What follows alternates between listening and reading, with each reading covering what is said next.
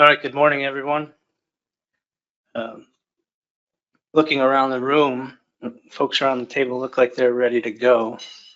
So I'm going to call the Executive Committee to order. My name is Joe Cimino, Administrative Commissioner for New Jersey, current chair, and I'll get us kicked off here this morning. So I'd like to go through the approval of the agenda. Are there any edits or additions? Not seeing anything. We'll consider the agenda approved and approval of the summary from our October 2024 meeting. Again, not seeing any edits or hands for comments there, so we'll move on. That's approved. Is there any public comment to come before us today?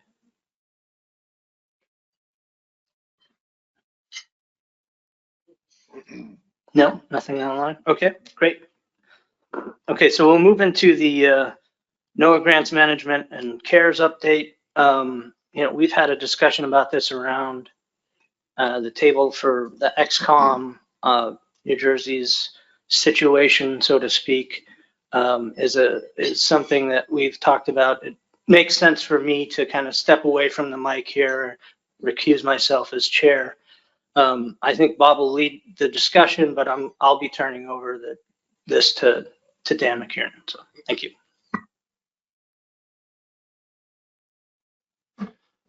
Thank you, Joe. Bob, do you want to cover the particulars? Yeah, thank you, Mr. Chair. I will hit the highlights and happy to answer any questions, and Laura may have more of the nitty-gritty details, and Joe can probably explain a little bit better what's going on within New Jersey. In your supplemental briefing materials for this meeting, there is a letter from NOAA Fisheries that granted our request for a 1-year extension. So we have through December 4th of next year, I guess it's this year now, of 2025 to continue to work on this. We are not accruing interest right now, which is good news. And we've got quarterly check-ins with grant management, that's all good news. The tone of the letter was still, I don't know, a little disappointing is my word, I guess. It was still threats of litigation against the commission and or leadership of the commission and staff of the commission, which is, disappointing to hear that tone is still in the letter. And we're trying to work together in a cooperative arrangement between NOAA and ASMFC, but we'll continue to push forward. Laura and I have calls with them on a pretty regular basis. We had one last week, I think it was, and the grand total is still at $7.3 million. But we, NOAA, in the call we had last week, NOAA has accepted and given us credit for the funds that have been returned to the U.S. Treasury, which is good. So we've got that took us down to about 5.8 million. There's a bunch of other accounting that has happened within New Jersey. Additional documentation is brought forward by the individuals that were declared to be unqualified to receive those funds. So after you do all the math and assuming that NOAA accepts all the documentation, and Laura's in this pretty cumbersome process of moving all the paperwork and all the documentation from each of the New Jersey entities to grants management, we believe the total should be down around 2.8 million, 2.6 million. So still a big number, a lot better than 7.3 million. There's about 18 businesses or individuals in New Jersey that will make up about 2.3 of that 2.6 million, and then the remainder is about 13 recipients in Florida that total about 300,000. We've been in contact with a number of the individuals from New Jersey and Florida. Some of them are indicating they're willing to set up a payment plan over a couple of years. So we're working on it. The reality, though, is we're not going to get all this money back in the next year or 2 years. Unfortunately, two of the individuals that received pretty large checks in New Jersey have passed away. So, getting that money seems maybe extremely difficult to impossible. Going after somebody's estate and trying to recoup this money and all, whatever that might lead to seems unworkable. So we're still talking with congressional offices about some sort of relief at the end of this. Alexander and I have meetings on Friday with Senator Booker and Representative Plone's staff, and we're going to, talk to them about potential relief and see if we can get out of this. I don't know, I could be a broken record here, but we moved a lot of money really quickly based on the direction and request of the federal government, and now we're at the end of it with a tiny percentage of, we moved 98% effectively and perfectly, and the last 2% is really has the potential to undermine everything we do here at the commission. Even if we got it to 2.6 million, we can't afford to pay that back. Obviously, our budget just is not. We don't have those kinds of numbers in our budget at all. So that's the update. We're going to keep working on it. We have, we've just given the first quarterly update to NOAA, written update on January 15th. So we've got another one due mid-April, and we'll keep plugging along. I know, New Jersey's working hard on it. They've got I think 5 or 6 adjudication hearings coming up through their Office of Law and the Attorney General's office. So they're trying to work through that with a number of people. And so there's a lot of moving parts here. It's still kind of hanging over the commission though, or maybe just me. Maybe I just feel that way.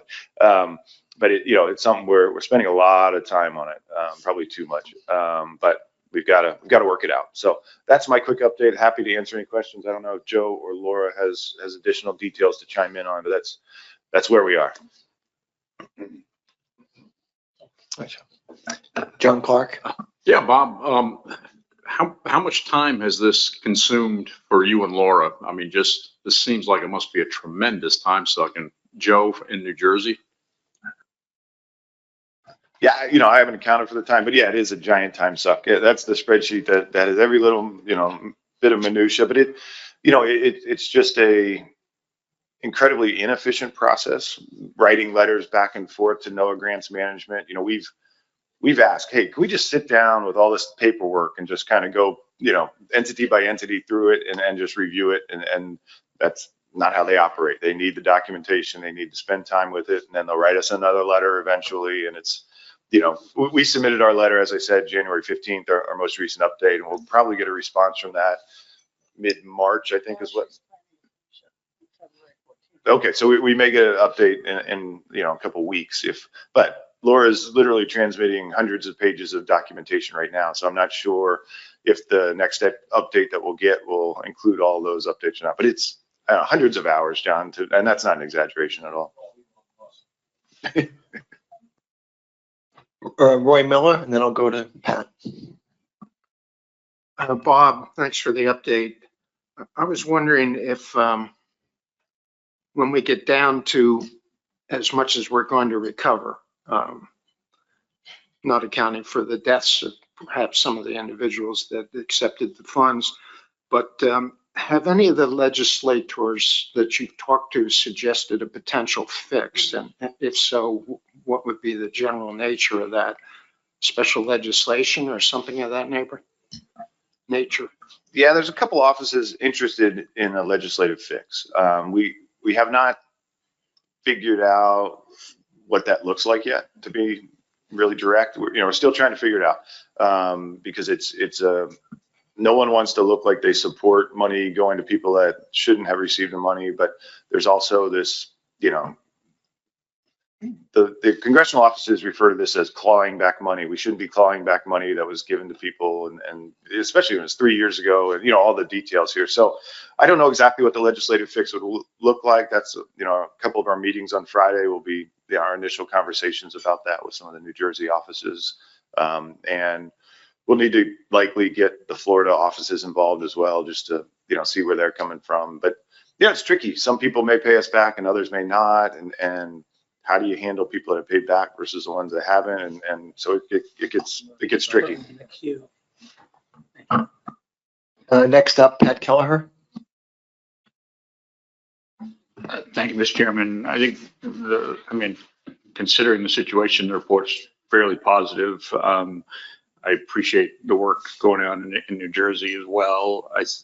The legislative fix might be challenging, but I don't know if you guys have thought about timing. There should be a possible omnibus in March.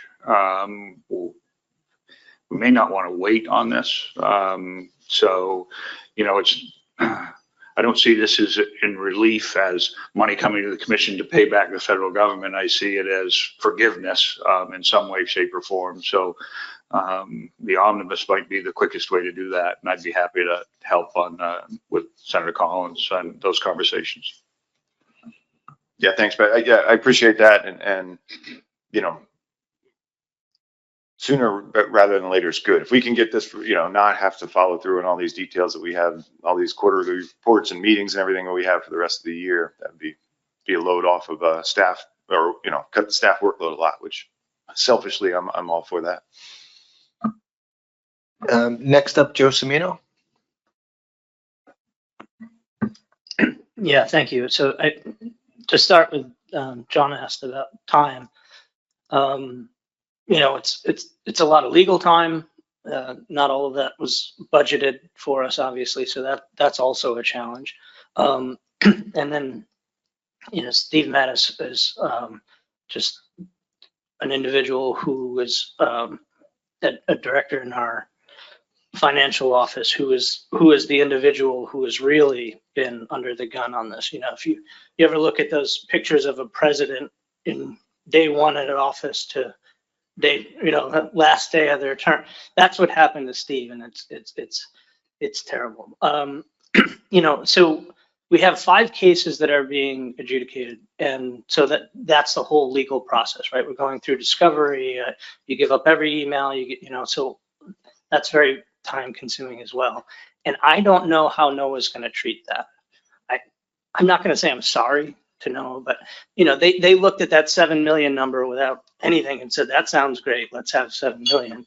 When in reality, you know, we had state audits that only went by guidance that was handwritten notes from us, because there was nothing from NOAA that said you can't be made more than whole or anything like that. So, you know, we had individuals who, you know, come to find out that they put in their revenue for that year, and then maybe they sold a marina that had nothing to do with their fishing enterprises, that shouldn't have, you know, these are fully integrated businesses and stuff that shouldn't have even been considered in their being made more than whole. And we're, you know, so you're finding these things, and if the courts find on behalf of these applicants and not the state, then in New Jersey, the answer is going to be they don't owe the money back. Well, whether or not NOAA says that, I don't know. Any other questions on this matter? Nope. Okay, hearing none, I'll turn it back to Joe. Thanks.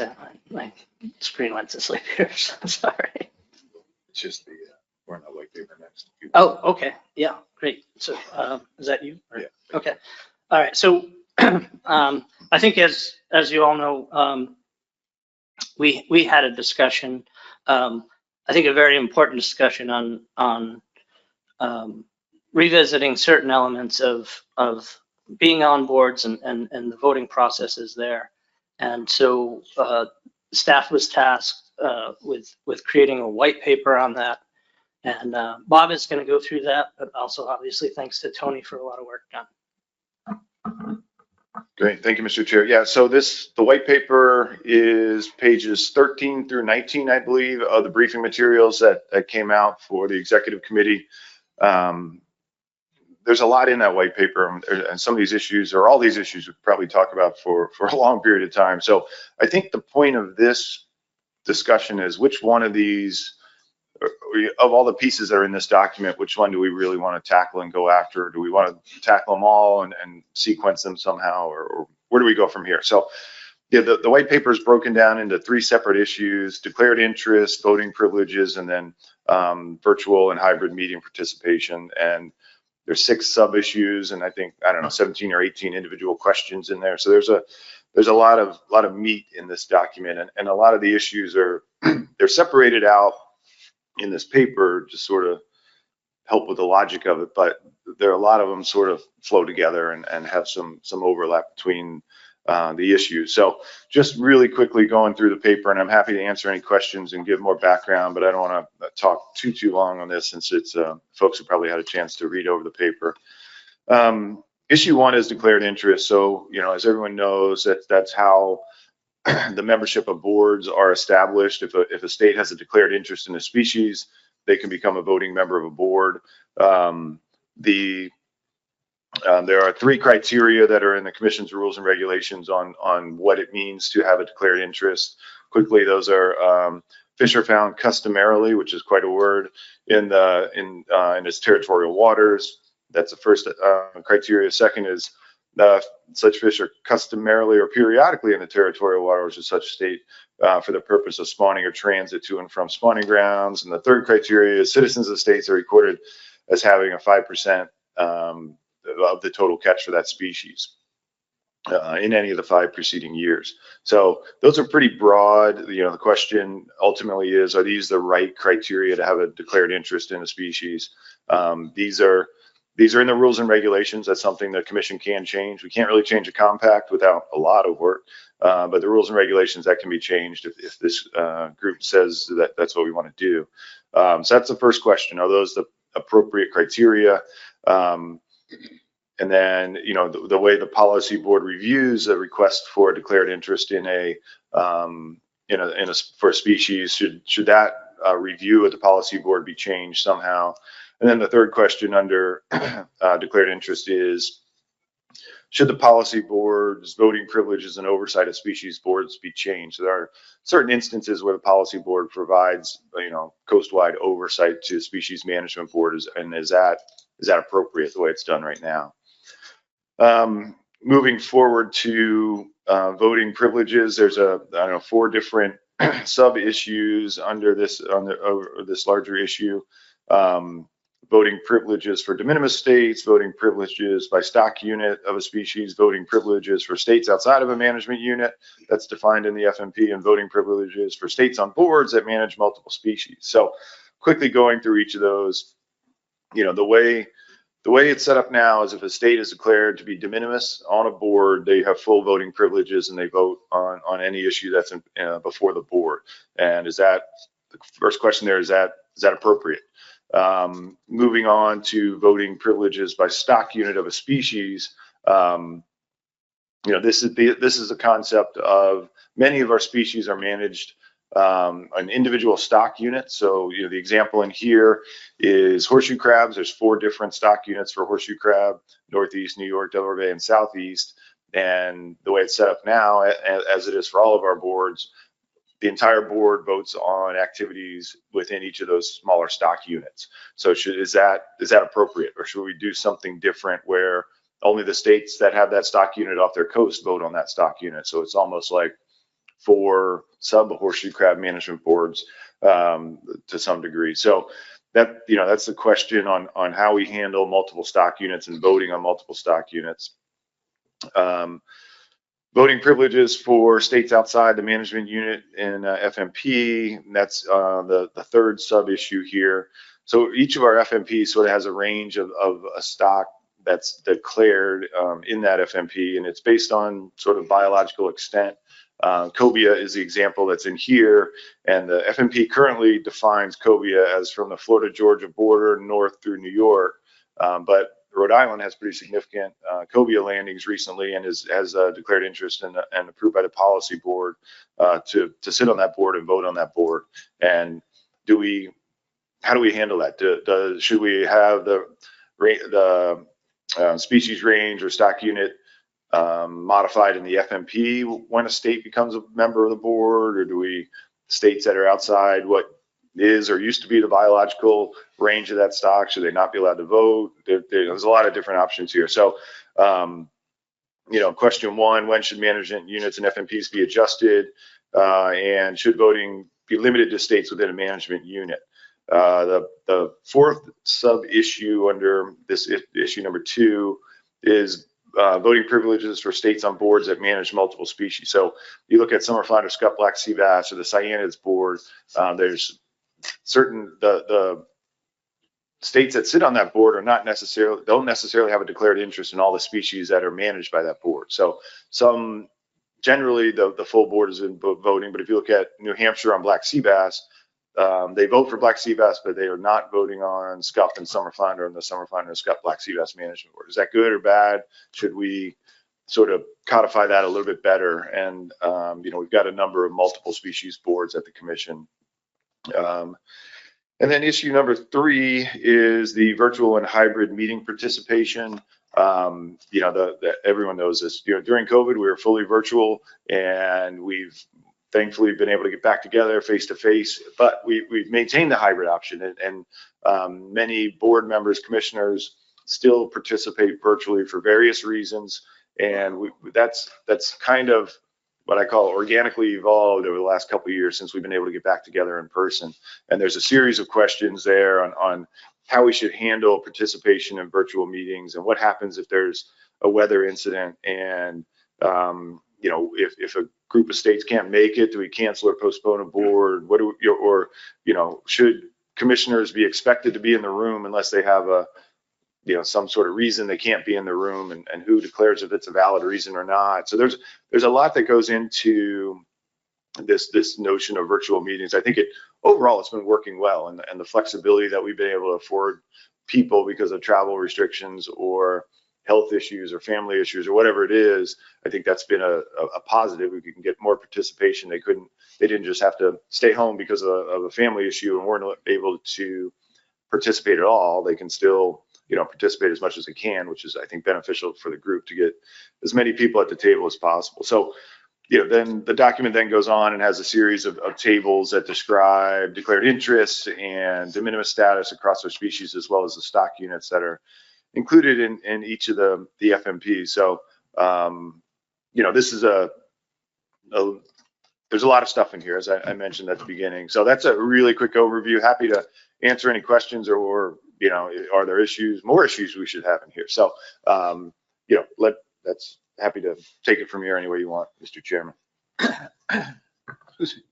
Yeah, thanks, Bob. As Bob mentioned, there's a lot in here, and obviously I think, policy board needs to have the same discussion. But instead of going through this, I think item by item, I'd rather folks put forward the issues they think are most important as we take notes. I think, we'll kind of summarize at the end that if there are certain issues that aren't talked about, then the discussion is, do they continue to move forward, or do we feel that, thank you for all the work in this white paper, but this part of it could probably be left aside and others stay revisited. So with that, I'll go to Doug Hammonds. Thank you, Mr. Chairman. And Bob and Tony and Ethan World, thank you for the work on this. Pulled out more issues than we were. It was good. So 2 points to Joe, right? So the process that we're going to go through, I'm assuming that the policy board would need to be the final vote on this, right? But are we going to deliberate here, then go to policy board, or are we just going to deliberate with policy board? Because it seems to me we'd be doing that twice. So that's question 1. And question 2, as opposed to what you said about pick out what's the most important, to me, I'd like to tackle the easiest thing first, which I have my opinion on what's easiest, and then tackle the most important issues. But yeah, it's a good question. Thanks, sir. I mean, I think that if there are, because this is something that originated here, and any of you can tell me if you object, but I think if there's something that sort of is, and as you pointed out too, some of this was just brought up by staff as should this be something revisited. I think that if we don't see it as an issue, I don't know that element needs to go to policy board. If somebody objects to that, please raise your hand and say so. But so I think there are things that could just kind of end here, as that's not something that needs to, we need to continue to look at and bring to policy board right now. I'm going to go with Mel and then to Jason. Thank you. Just to follow up on that a little bit. So the idea would be that this group would be whatever we decide to do, this group would be the kind of the working body to do that. And then eventually it would go to policy board. And that could involve whatever discussions we have here, the next XCOM, the next one, because there may not be any particular time critical thing that we have to do. So this may take a little while, but the idea would be to work it through the XCOM and then eventually take it to the policy board, not necessarily each time. Yeah, also a great point, Mel. So yeah, I think so. I mean, I think it all depends on what evolves out of the discussion here. Is it ready to, is it ready to just go to policy board? And some of it may be, but is there other stuff that we need staff to look back into it? We'll look at it again and move it on. It's, I don't remember being in a situation like this necessarily, but you look at something like that very first issue, that I think there's some obvious challenges with the declared interest that may take a little while, as you said. So yeah, thank you. Oh, sorry. We'll go to Jay, and then I saw Roy.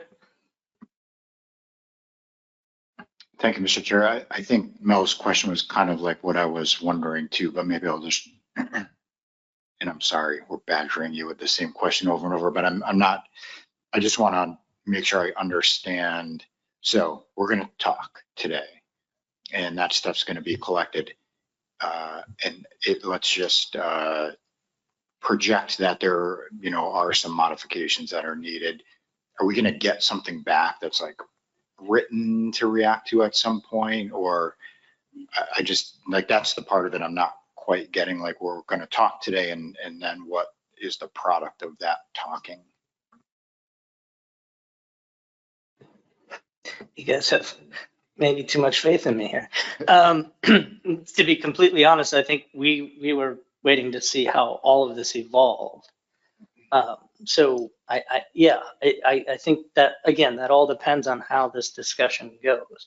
Are there elements of a change that require us, us being in part staff, of looking into the history of this and then having to come back at another XCOM and have a discussion? Or is it something that, after the end of our discussion here, we feel like, we should talk to policy board about this, and then maybe policy board could just simply make a decision? I think those are the things that we were hoping kind of fall out of today's discussion. But that very first part of it, yes, in our minds, today was a discussion on where we go with what was handed to XCOM. And then Roy, and then I'll go to Spud, and then Doug. Go ahead, Roy. Thanks, Joe. I may be a little premature because thus far the questions have been more of a general nature on how we're going to proceed. I have a specific thing under declared interest. When will you be ready to entertain any comments on specifics? I say let's jump in. All right, if I may. Sorry, yeah, a flag raised here. Doug, If I could, and I apologize. So to me, in my humble way of thinking, and a couple of other folks, declared interest and voting privileges are going to be really sticky. We start talking about declared interest right now, we may not do anything else today. But I think we could tackle virtual and hybrids, which may come along in all the other meetings. I think we can knock that out today and be done with issue number 3. Just an opinion based on a couple of our, because if we get into declared interest now, it's going to be a while, I think. all right. I don't object. Are there any objections to that notion? I'm not seeing any. And in fact, I'm seeing some folks that seem to agree with that idea there. So why don't we do that then? And I apologize, Roy, but we will certainly get to some of these other issues. But so I'm going to open it up again to the floor on the virtual and hybrid, and I'll look for hands. So John Clark beat you, John, and then Doug. Yeah, thanks, Joe. Mine is more of a question. I seem to recall when we came back to in-person meetings that we had discussed at the executive committee having maybe up to 2 of our meetings each year as virtual. If I recall, we talked about the winter and the summer meeting.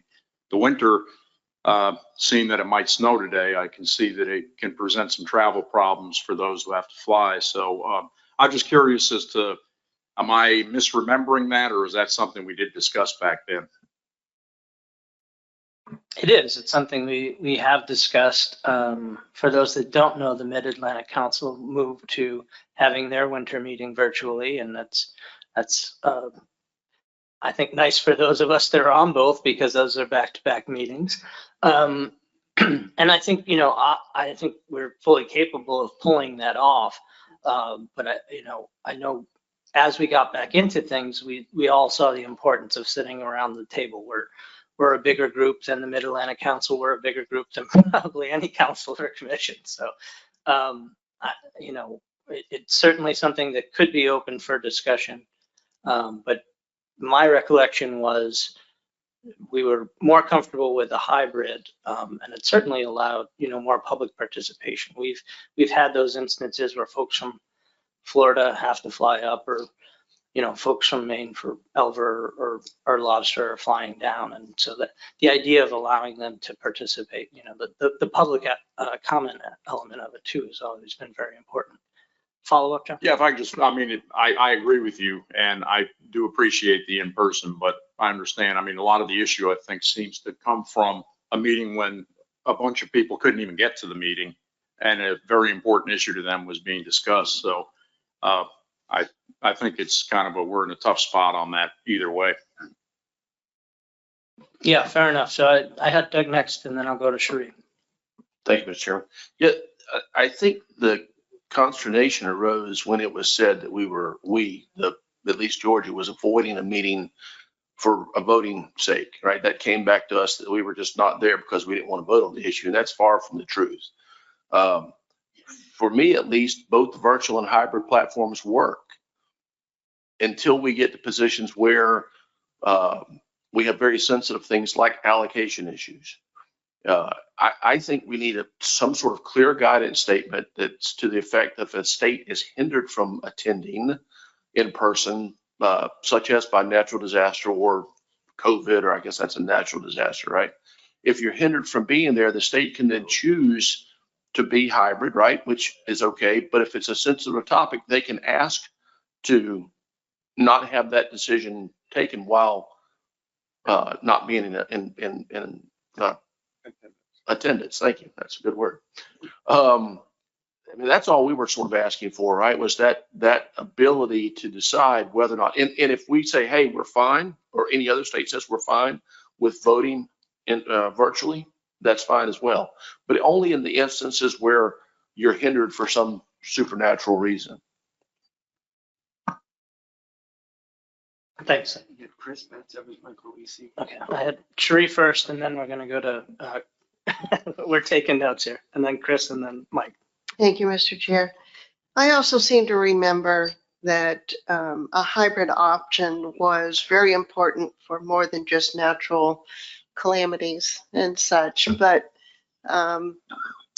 for ease of others' schedules, sometimes there might be legislative issues that a state needs to attend, or a person from a state needs to attend, and can't necessarily be down here for the full meeting and such. There's lots of reasons why hybrids work very, very well, beyond the natural concerns of weather and health and such.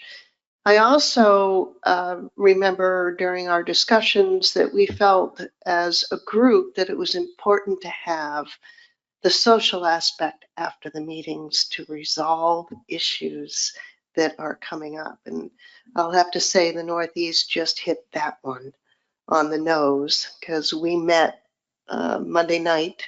Despite natural calamities with airlines, Maine did finally show up. Late, but we were still able to really work through a lot of the issues that were coming before the Lobster Board on Tuesday morning. And I think that in and of itself is very important for in-person aspects of these meetings. And I also, again, feel hybrid is just as important. Thanks. Yeah, thanks. Thanks, Sheree. And yeah, we're experiencing this now. a lot of state legislatures are meeting right now, and that requires many of us to be at home. And they, that person that is sitting in the state capitol may be the most important person to be at the table. So that ability to be hybrid, I agree, is very important. So we're going to go to Chris Batsavage and then Mike Louisi. Yeah, thanks. Yeah, we certainly do not need to go backwards as far as how we run meetings in this hybrid format for all the reasons given. But to look at what we might want to do as far as criteria, these discussion questions is the third one is criteria used to cancel or postpone meetings if commissioners are unexpectedly not able to participate, and maybe some things like a lack of quorum. They might be able to attend online or not. If there's a hurricane, probably won't have electricity, or if we have final action for an FMP, even if there's a quorum there, but there's key people that aren't able to attend in person for the reasons Cherie gave. Sometimes it's really important to be here and have these discussions before the meeting. Then it might be best for the board to postpone an important action in that situation. And maybe that's getting a little bit to what Doug was talking about. I just want to kind of add some support and some examples as to what we might want to consider. Thanks.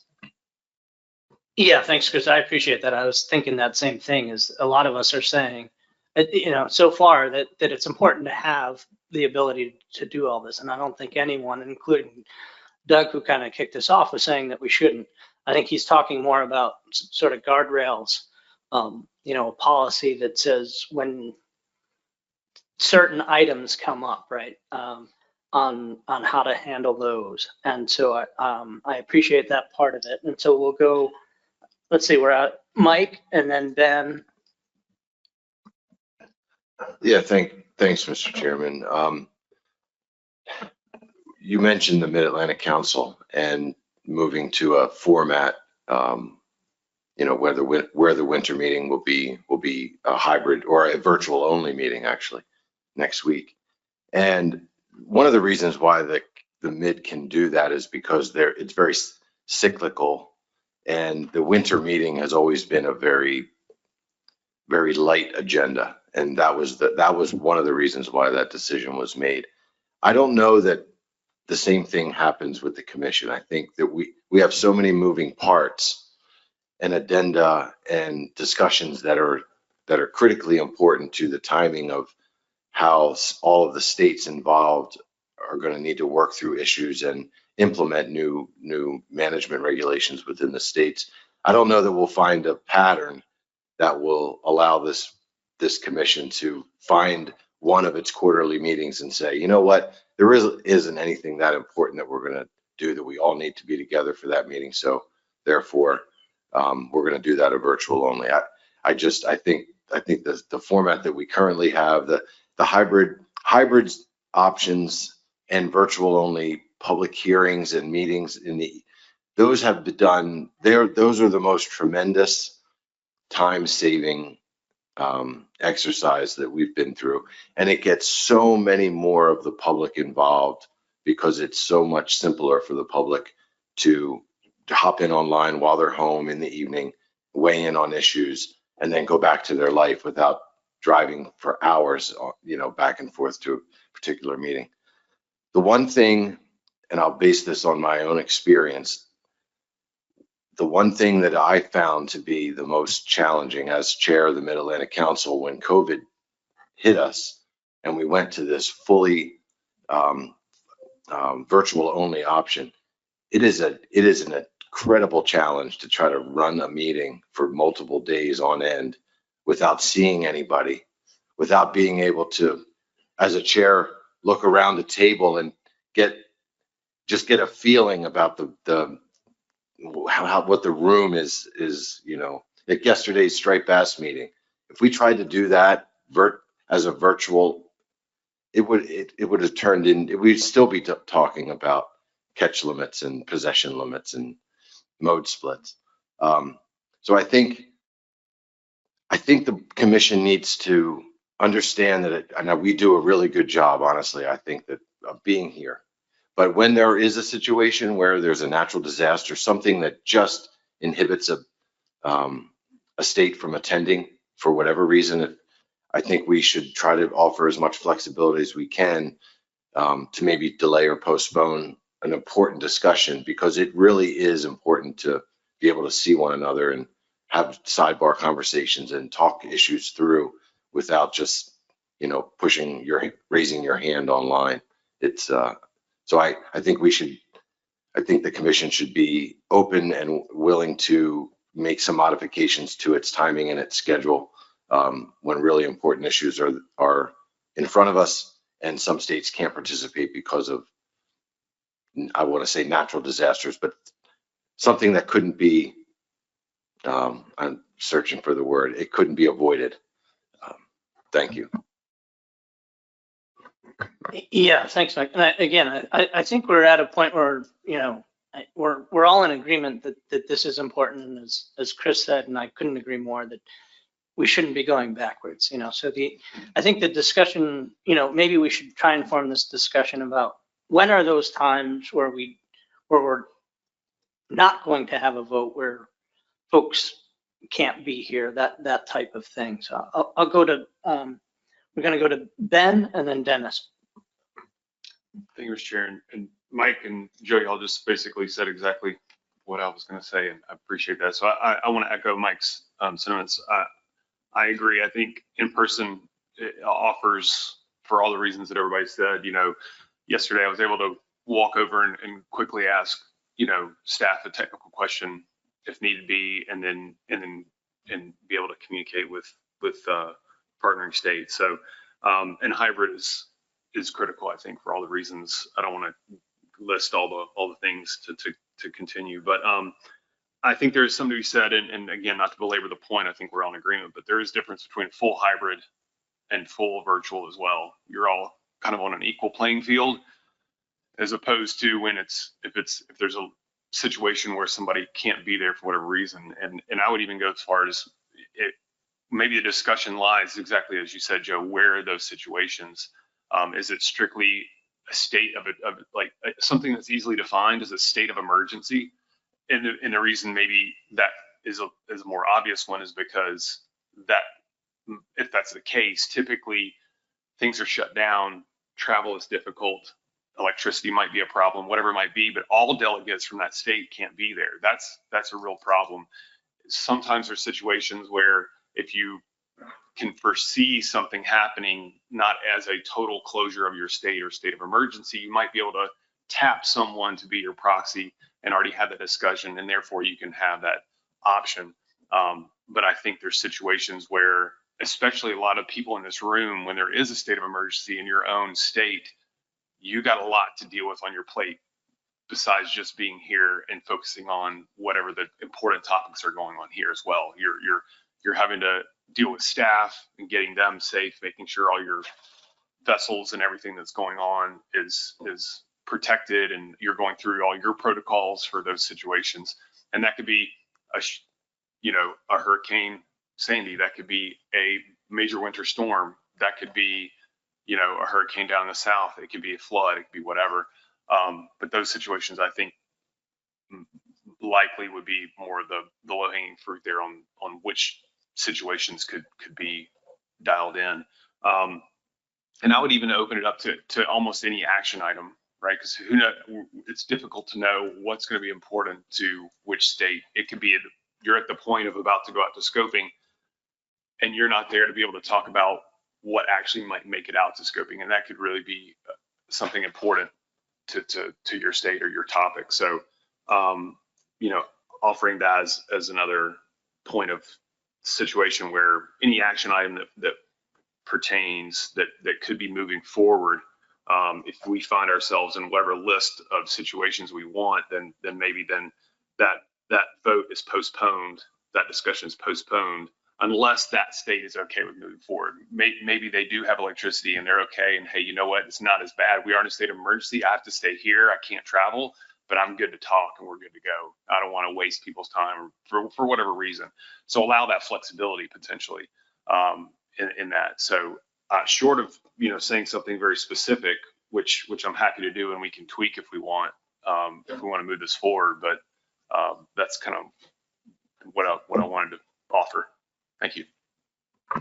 Yeah, thanks, man. So, I mean, yeah, at a very baseline, the idea that action items at a board, if individuals that should be around the table aren't around the table, could cause a delay. And obviously, yeah, I mean, there are so many time-sensitive issues that we deal with that we might not necessarily want to pen ourselves in. But as you pointed out, if individuals are comfortable and everyone says, no, go ahead, we're able to participate virtually and that's fine. But I think that is probably one of the things that would really stick out. So I appreciate that as a starting point. And then we'll go Dennis and then Pat.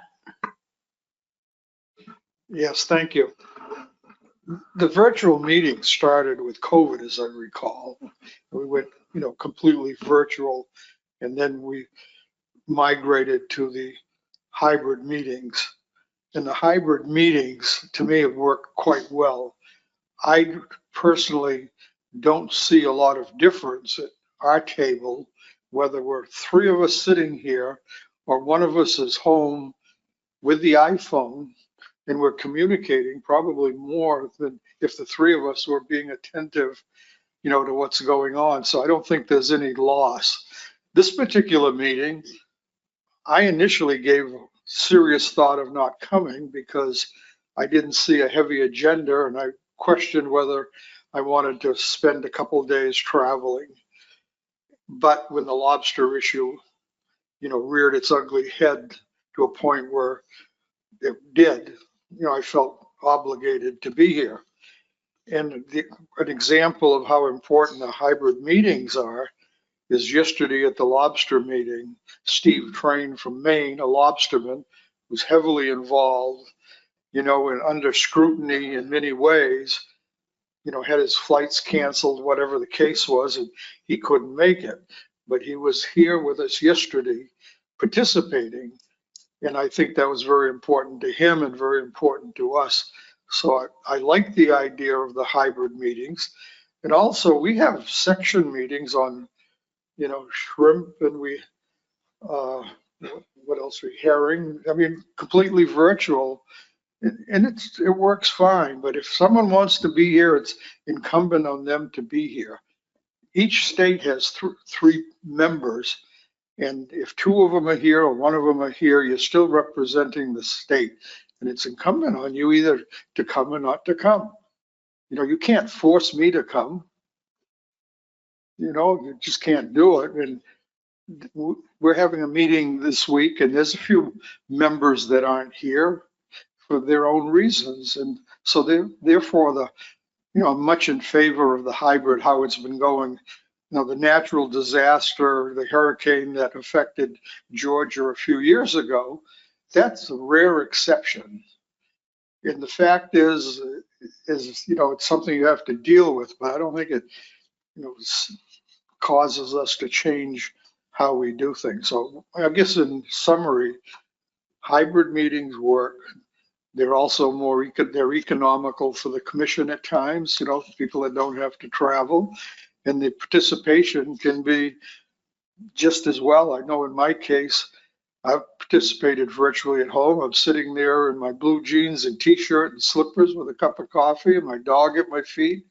And I hear better than I do with people who don't put the microphone up in front of them. So an old guy like me has trouble hearing them.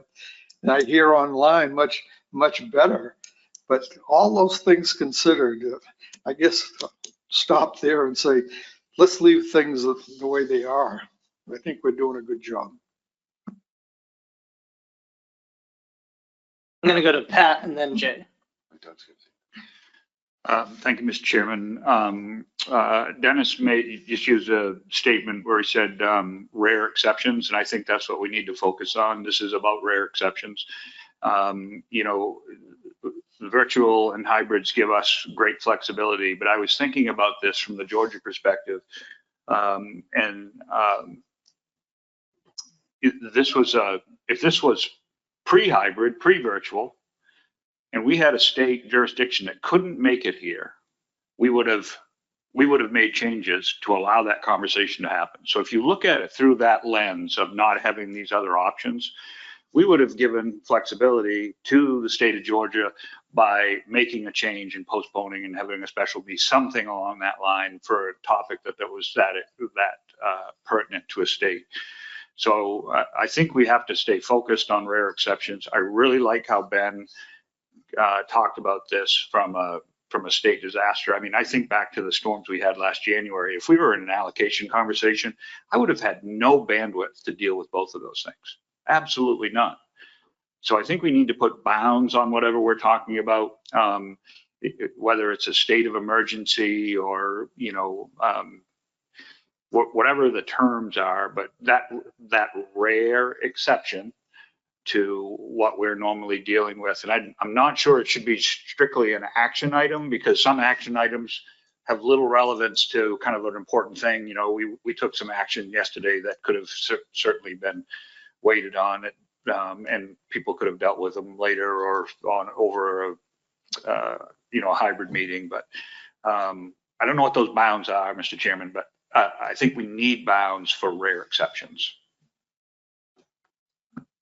Yeah, I don't either. I think, I hope that we can get through. And I think that what we should do is focus on that. I think we all, I think we've heard enough around the table that we all agree that there's great value to what we're doing right now as trying to stay here together, allowing the hybrid options. If we had to, that idea that we can go virtual, we've, as Dennis pointed out, we do that for some of the kind of options, or kind of a little bit more satellite stuff, like what we do with deciding on northern shrimp or herring. So I'm going to go to Jay, and then Doug again, and then Joe Grist. That was me, Mr. Chair. Yeah, thank you. So I appreciated earlier Doug kind of addressing the specific situation directly. So I'm going to do the same and just kind of offer, my perspective on that COBIA meeting. I think we made a bad decision that day in hindsight. It wasn't, nefarious, and I think it was also Doug that, said there was some implication that it was like Machiavellian and people were trying to avoid votes. I'm giving my perspective on it. That's not why I thought it was okay to move forward. It had more to do with that particular decision, I think, had been delayed a couple of times prior to. But again, looking back, it was kind of callous, not kind of, it was callous to kind of, to move forward. And I think we shouldn't have done that. And I just wanted to kind of offer that. How, kind of thinking, I think it was Ben who said, I think in Pat as well, there are some criteria that we could probably put around this, and I like that sort of thing in general, but this one we just might want to make it discretionary and like out of the hands of the board maybe, where, the concern I have is if we just make this hard and fast rule, nope, if, there's this thing happens, we can't take action, that we're going to find ourselves in a situation where we really need to take action for some reason to meet a timeline that's important. And so, that could have been in this COBIA situation, that could have been in play where, and Bob, I'll put you on the spot here, where the executive director says, well, yeah, it's been delayed a couple of times, but there's nothing imminent why it needs to happen today. So we're going to put this vote off until next time, just kind of having that comprehensive view of the situation, including, deadlines and things like that. So I think just kind of like vesting some discretionary authority with the executive director to make that call may be the way to go on this. And it's, like folks have said, rare. It doesn't happen a lot, but it can. So that's my thoughts on that. Well, thank you, Joe. I think we're getting to the heart of part of this is that there was a very specific instance, and I agree that I think we made, probably the wrong decision because what it may be boiling down to is common sense could still rule this, right? Maybe there isn't a policy, but there was frustration, and maybe it hasn't happened here. Maybe it would never happen here, but there are examples in Congress where folks are locking themselves in rooms or disappearing to make sure that votes don't happen, and so there are those elements of avoidance tactics. So I do worry about creating a policy that is only for extremes, but there's always some way to be more extreme than the policy, right? And in which case is a policy helpful? But I still am very interested in the idea of some simple guardrails. So, and we still have some hands up, so I'm going to go to Doug and then Joe. Thank you, Mr. Chairman. I'll wait to offer this in the form of a motion. I'm gonna read it first and see if the terms that I've put out there are acceptable. It said, for meetings where the whole of a state delegation cannot attend an in-person meeting for reasons beyond their control, the delegation may request the postponement of a particular action for consideration at the next meeting. So that's everyone from a delegation can't make it for some reason they can't control. We're only asking to move a particular action. And it may be that the committee says, hey, we're fine voting on whatever actions virtually.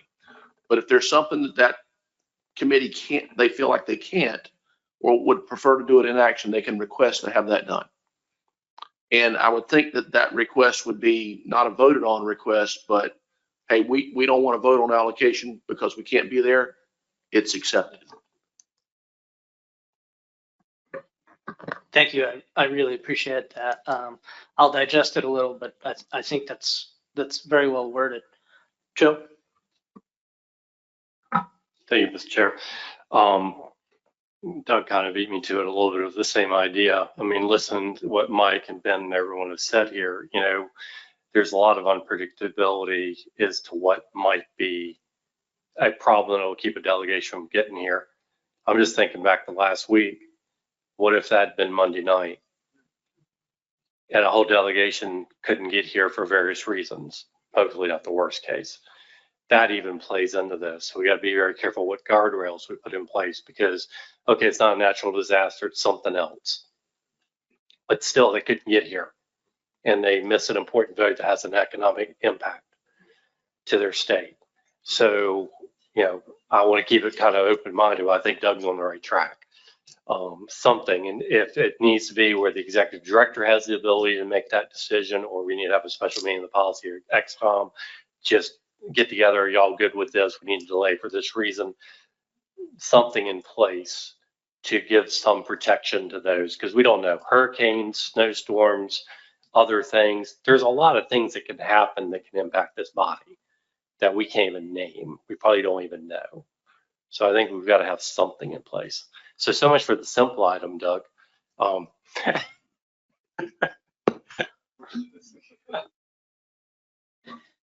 Yeah, thanks, Joe. One of the things,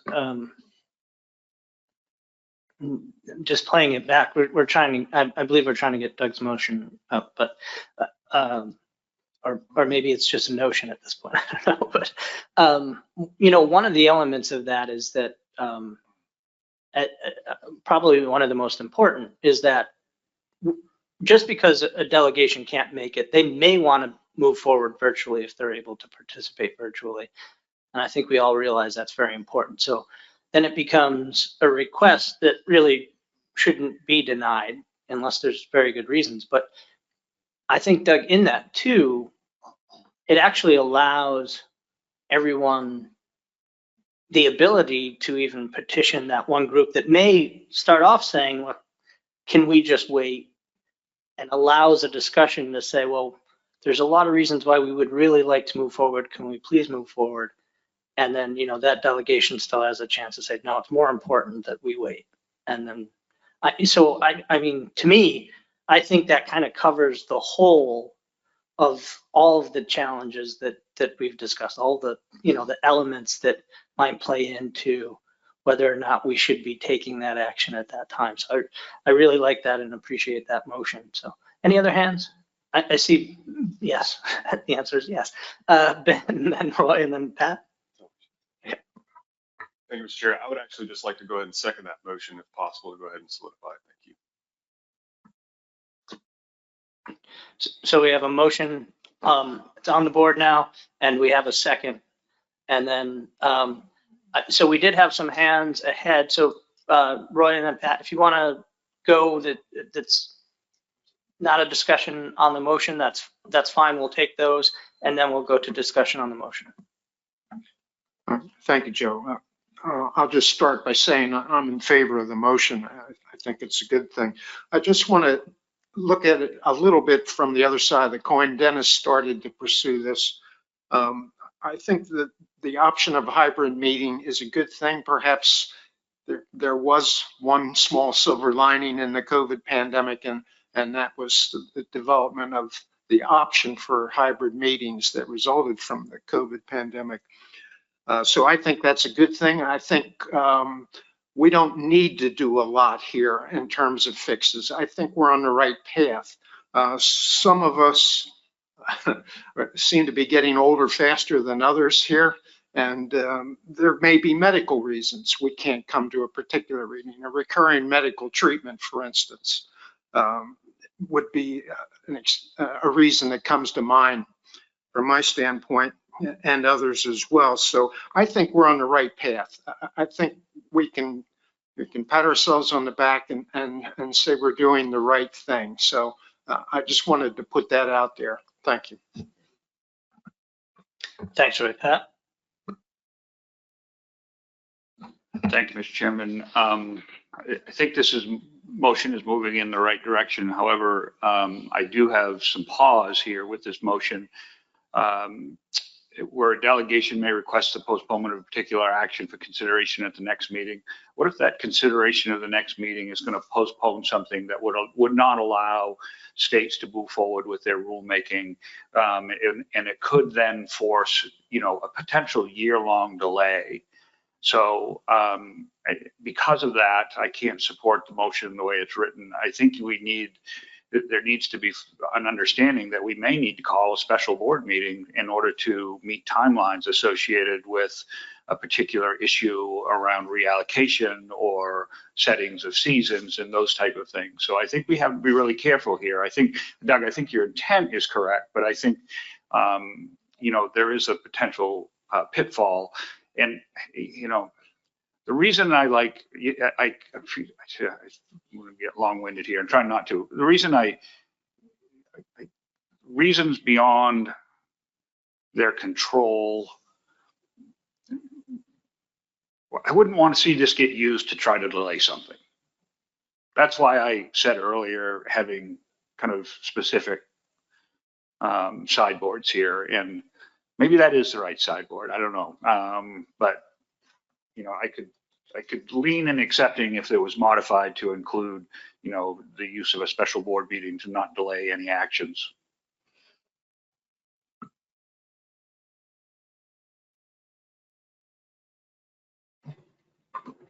Yeah, I appreciate that, and I see a couple hands in the back of the room. Yeah, but I will say that I don't think that the way this is worded, and I haven't been staring backwards enough to say this for sure, but is that it doesn't mean that we couldn't say then we have to hold a special meeting, right? And you know, it goes back to one of Ben's points, I believe, that like if it was all virtual or all in person, then everyone's on the same playing field. So if that delay in that meeting caused us to have a fully virtual meeting, and everyone had time to prepare ahead of time and get their little groups together that they know they have to caucus with, and their little text chats ready. I don't think that anything in this motion prohibits that. If I'm wrong, I hope somebody corrects me. And then I'm gonna go. I saw Spud and Lauren and Doug. Did you have your hand? Okay, so we'll go to Spud and then Lauren. Yeah, thank you, Joe. Yeah, I mean, I think we all understand the intent of this, but like everything we deal with, it's the devil's in the details. And the first one that comes to my mind is, who is the body that makes the decision to grant or not grant the request for postponement? I mean, we got to know who that is. Is that the management board chair in consultation with the executive director and the chair and vice chair? I mean, I think that would be useful to have that specified so that we know exactly who that is. And then, and getting to Pat's point, I think that next meeting implies it could be the next scheduled meeting, it could be a special call meeting, it could be whatever is necessary to have the next meeting to affect that action. So.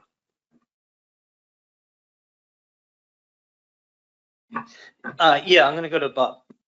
Yeah, just one suggestion might be that I think it's in the rules and regulations. Right now, meetings of management boards and the commission are the way it reads is called by the executive director in consultation with the commission chair.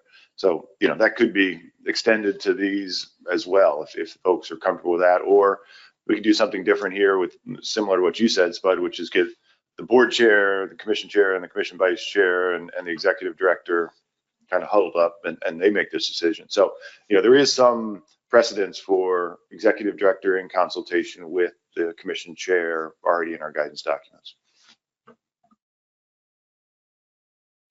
Thanks, Bob. We'll go to Lauren. Yes, thank you, Mr. Chairman. I just wanted to specify that I agree with what Pat Kelleher said and Spud said. So I'm in full agreement there. I personally think that the key words that we see on the board are may request. A request, we would expect to have serious consideration, but the answer may be no. And that has to be part of the equation in terms of what happens with that request. So I don't see a need to alter what we see on the board because of the expectation that there will be a wise decision relating to that request. And if the answer comes back no, then that is the bottom line. Thank you. Yeah, thanks, Lauren. I appreciate that. Yeah, I mean, I'm thinking along the lines of, is that a discussion? Does the chair of that board then look for a simple majority on does that item get delayed? Is it something, a little grander? Is it a 2/3 majority of that board? Is that board too biased? And is it something that should go to another board? Obviously, the timing of that is a challenge, though. So there's, I think, some value of it staying within the board when that request is made. So I think I saw Doug and Spud, and then Dennis. Okay. Yeah, so I guess my intent was if any state, again, is hindered from being there, when they request it, there's not an approval, it's accepted. And maybe I worded my own a little wrong, but the Cobia is the perfect example. We begged, let's hold off this allocation decision, essentially begged. There wasn't a reason to do it because the assessment wasn't finished, but yet it got pushed through. So for me, either, that was the board voting against our request to delay. So I would say either if a request is made, it's granted, or executive director, chairman decide. Yeah, and if you remember my comments earlier, I think that's how I took your motion, and that's why I suggested that it would actually give other folks a chance to petition they're requesting delegation to say, well, please don't delay this vote for these reasons, under the assumption that it's more or less automatic. So we're going to go Spud and then Dennis. Well, the other thing that we need to keep in mind for the practical application of this is that request is going to come in days, sometimes mere hours before the planned meeting in action. So, you know, I think we all understand what this is, but are we going to be able to make this work with the kind of short notice that these kinds of weather events and all create? I mean, if this meeting had been 2 weeks ago, we probably wouldn't be here. I mean, we were iced in of all weird things. Airports were shut down, and so, but that all happened. You know, we had some warning, but you know, we didn't have weeks of warning. So that's just something we better keep in mind in terms of how do we process this as a policy. Yeah, thanks, Dennis. Yes, my sympathies to you, Spud, that you had to deal with some ice and snow down south. But anyway, I was just sitting here thinking, how many instances have we had, other than the Georgia instance, where this would have come in play? I can't recall any. Can you, Dave Board? No, so I think we're trying to fix something that really isn't broke. I think leaving it to the discretion of the executive director, if such a situation would have come up, we could have dealt with it without a lot of rigmarole. As an example, Pat Kelleher and Allison Kepler, Representative Kepler, and Steve Crane were delayed because of weather. What if they wouldn't have made it full obstacles? What would the course of action be? We wouldn't have taken the action yesterday that we did without Maine being here, and we'd have handled that expeditiously in a correct manner. So I don't know that we need all of this, and it gets kind of complicated. I just think it's unnecessary to be doing this. I really do. Pat? Mr. Chairman, I have a motion to substitute that I think has just gone to Madeline to try to, I think, bring some clarity to what this conversation has been. I hope, because this is the easy one that we were doing, right, Doug? Yeah. So if she gets that up on the board. No pressure, Madeline.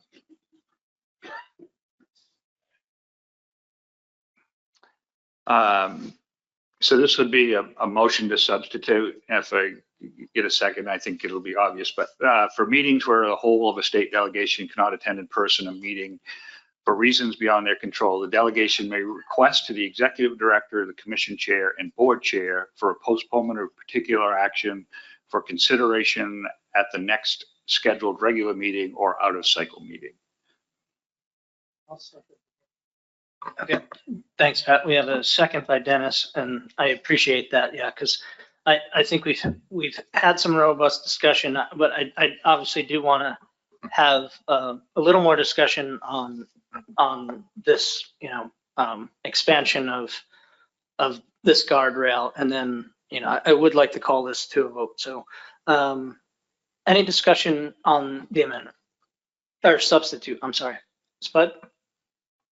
I'm fine with this. It certainly addresses my concerns.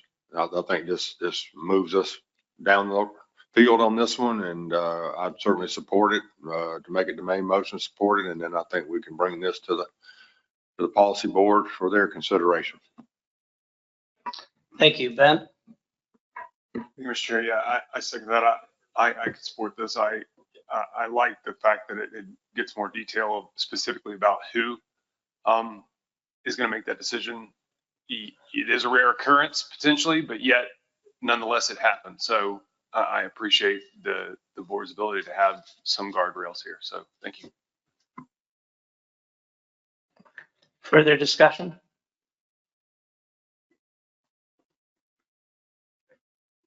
Okay, I'm going to call the question and I'll ask, is there any opposition to this?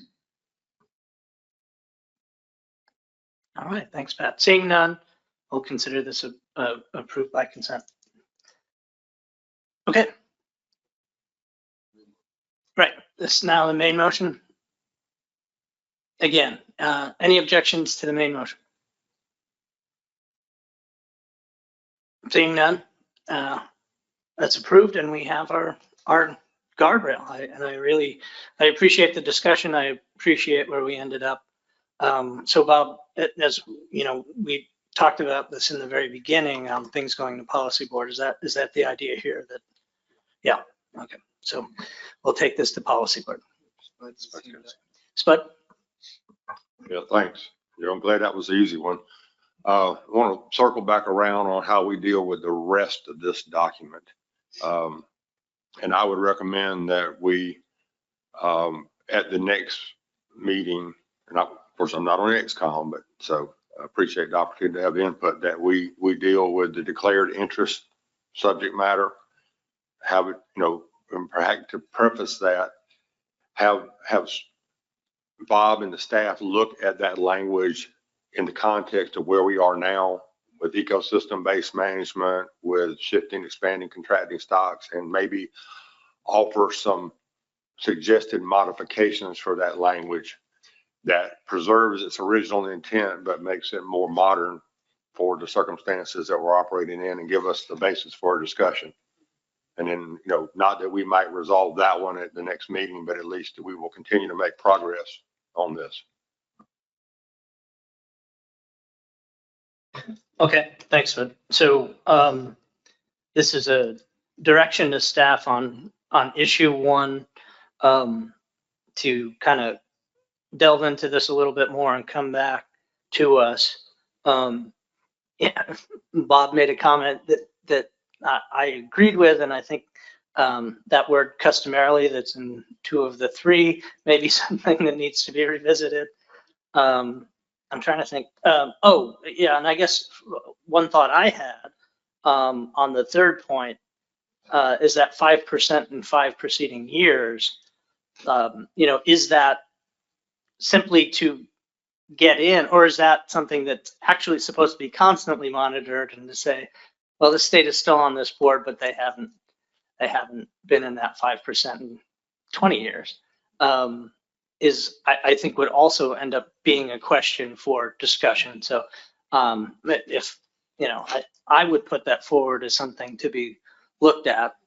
And then, so Spud and I have had a shot at this. I would ask, are there any objections to sending that back to staff to bring back to us? Or are there any other items that we would like staff to look at? And I see Doug's hand, and then I'll go to Roy and Chris. Thank you, Mr. Chair.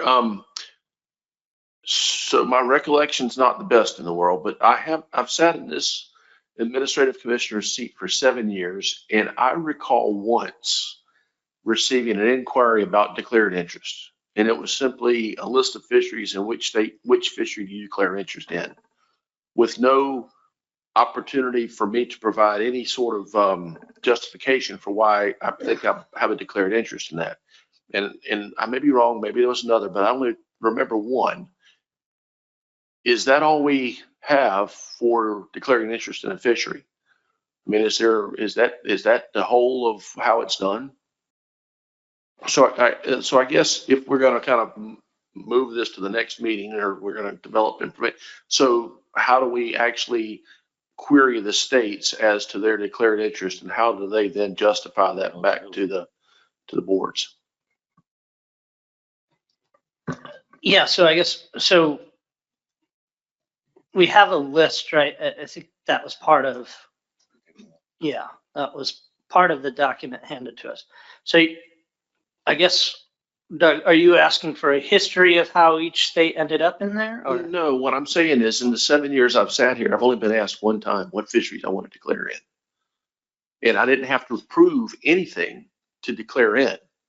And so to me, that's part of this question, right? Because again, cobia is what brought all this to light, when, and the reason that we formulated the question in our letter back to the executive was that there were 6 states that were beyond Virginia that had landings for either, well, 3 states had landings for 1 year, and 3 states had landings for 2 years out of 6. And so, you know, I question, is that declared interest? And what I guess I'm saying is, when those states declared into the cobia fishery, did they had to provide anything that says, this is why we're declaring into the cobia fishery, right? Because in my humble way of thinking, 1 year of landings isn't a declared interest. And yeah.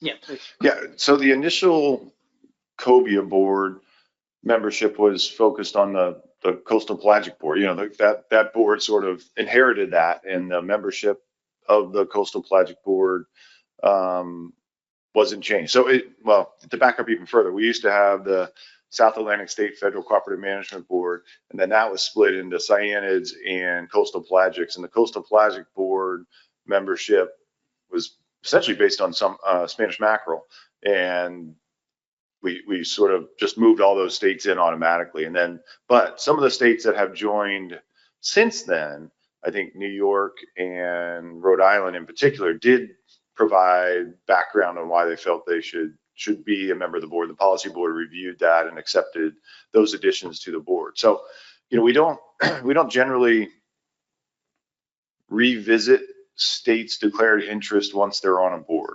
Is that good or bad? I don't know. But that's kind of the practice at the commission. Once you're on, there's only one way out. No, once you're on, you stay on there. You don't need to sort of reprove that you're, you know, it's appropriate that you're there. You can request to leave a board.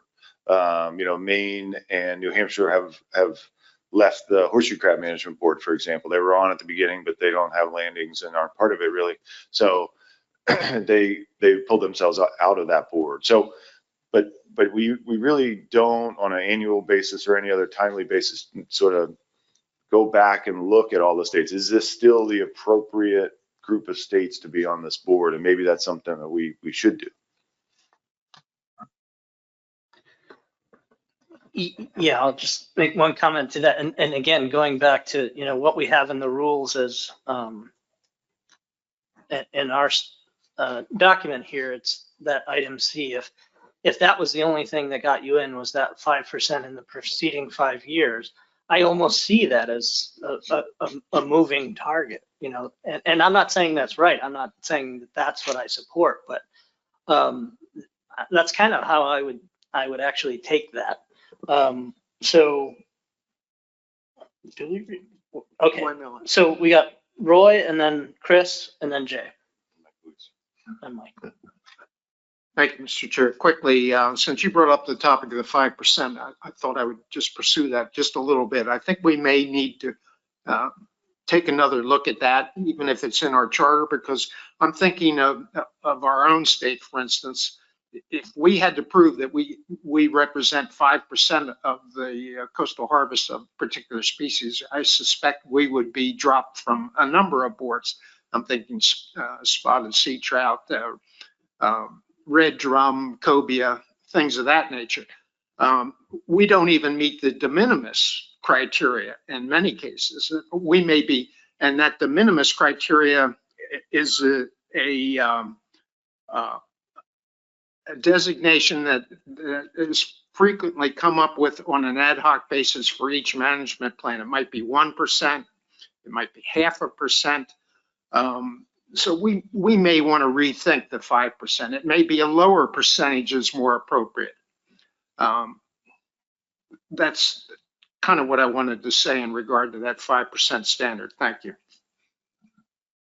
Yeah, no, I agree. I think without spending too much time, we could all think of a lot of instances where that's problematic. So it's definitely something I think we need to revisit. And I'm going to go to Bob.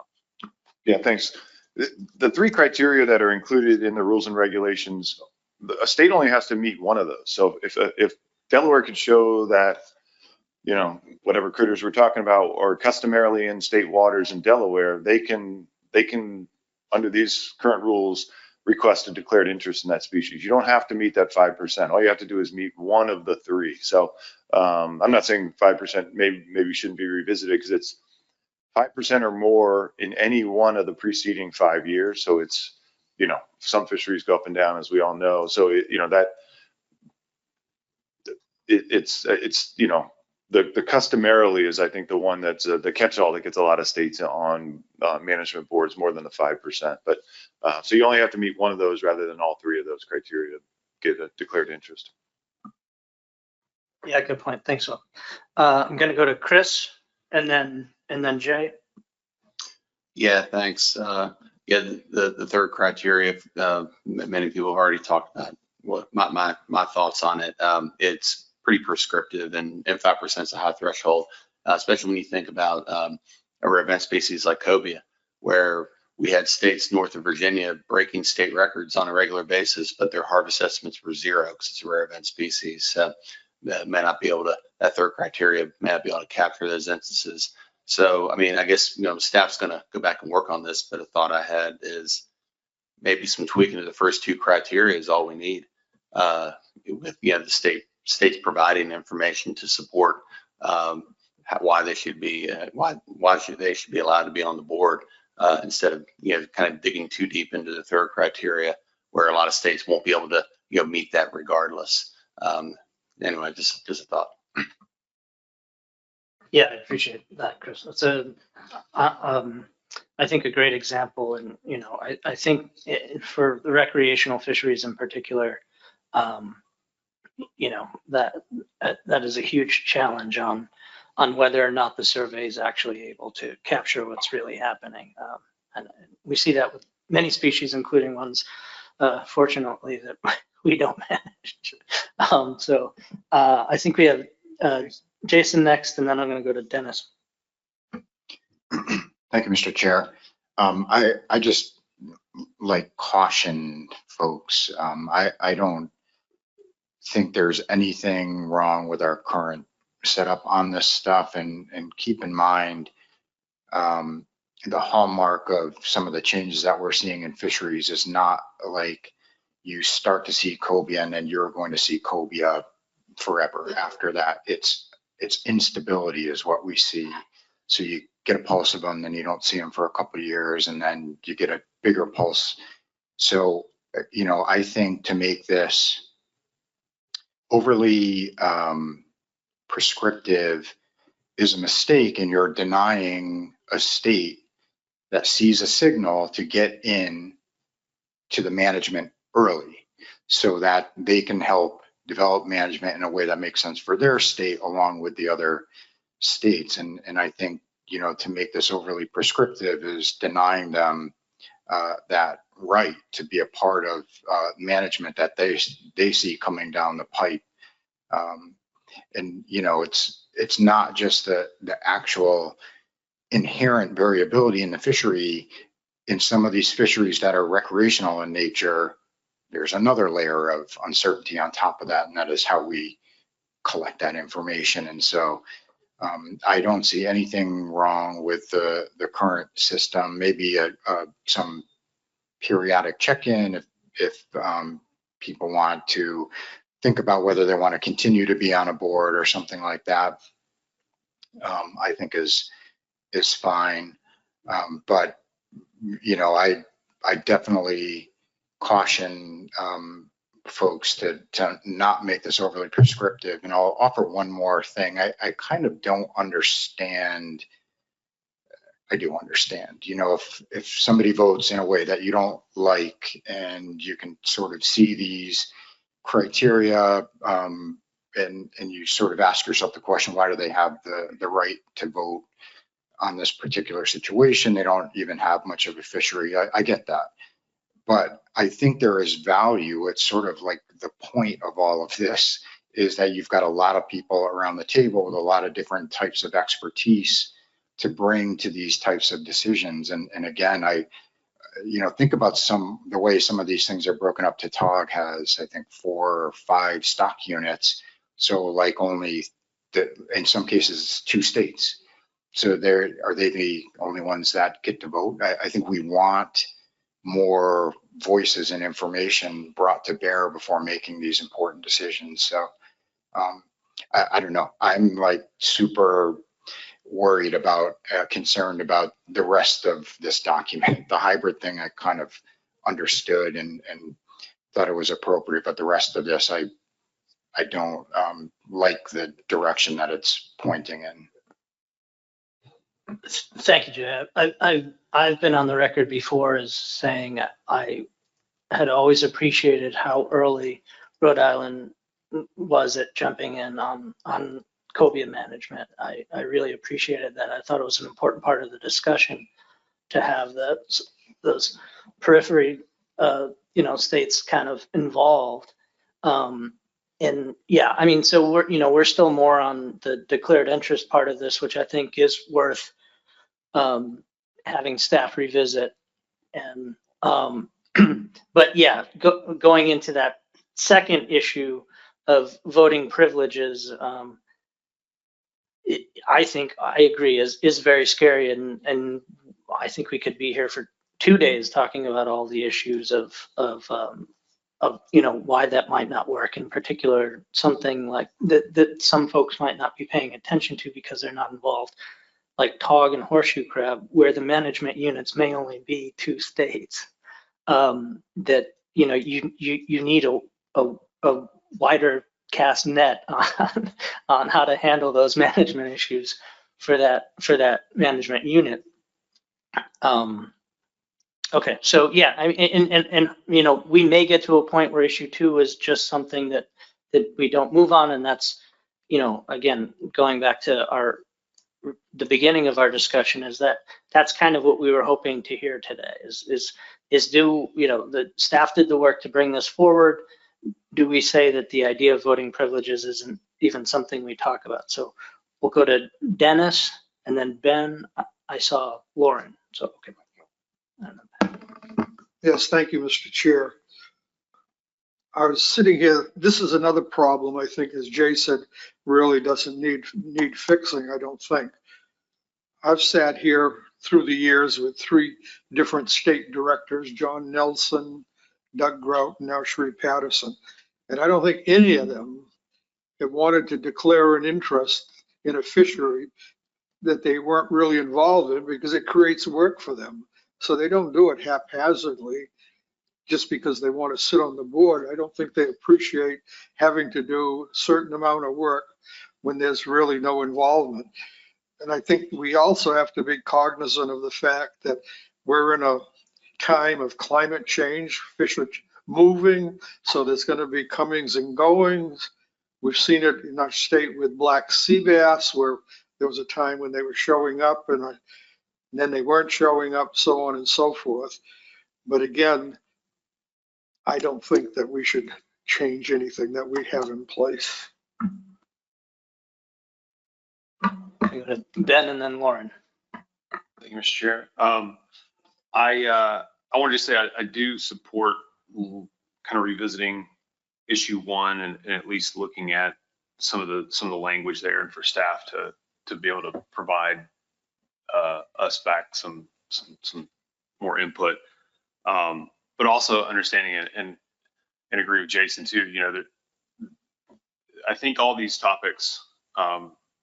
And first, I kind of want to say this from the beginning. This is like an elephant, right? I feel like it might be one bite at a time, and they do play on each other. And so, and apologies for being almost probably the most freshman here. So looking at it from that perspective and wanting to lean on the shoulders of people that have dealt with this a lot longer than I have. But at the same time, I think there's a balance there, right?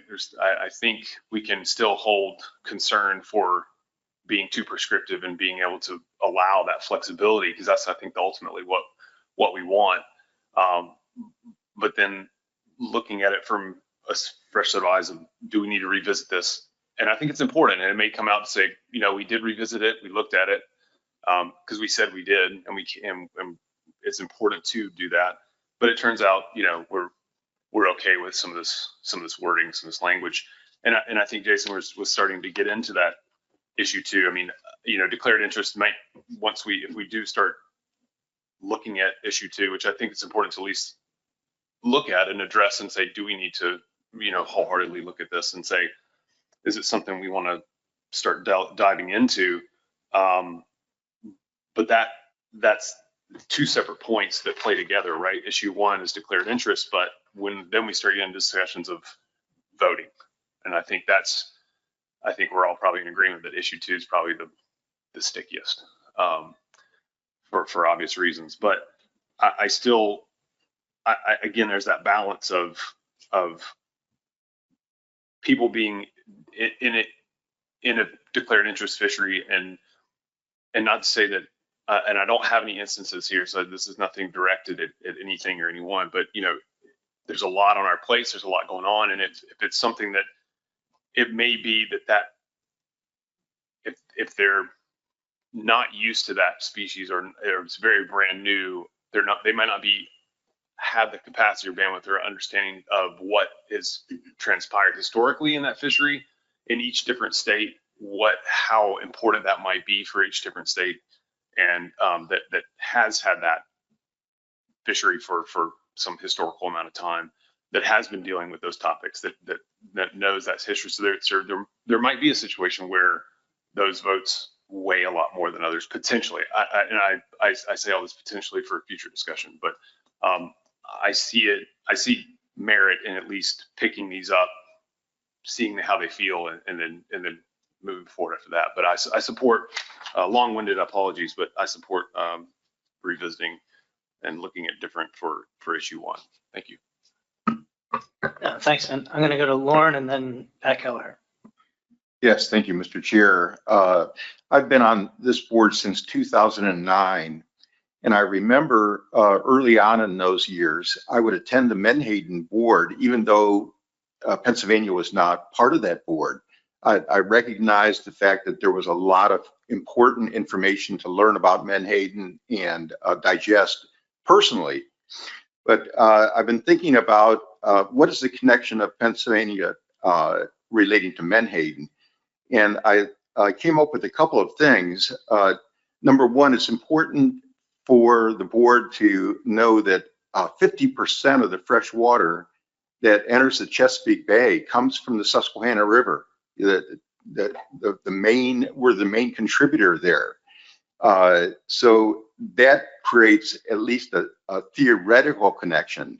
But the other thing that's happening in Pennsylvania is that our citizenry is becoming more aware of the issues that relate to Menhaden and have expressed concern. Now, I sort of have a view of that, and I appreciate that. And so I thank this board for allowing Pennsylvania to be a voting member in the Menhaden meetings. Not because we have this huge number of Menhaden. We do have Menhaden in the tidal waters near Philadelphia, but that's not the point. That's not the only point. There's these other issues, like what I said about the fresh water, and what I know personally relating to the concerns of our citizenry regarding this particular species. Thank you.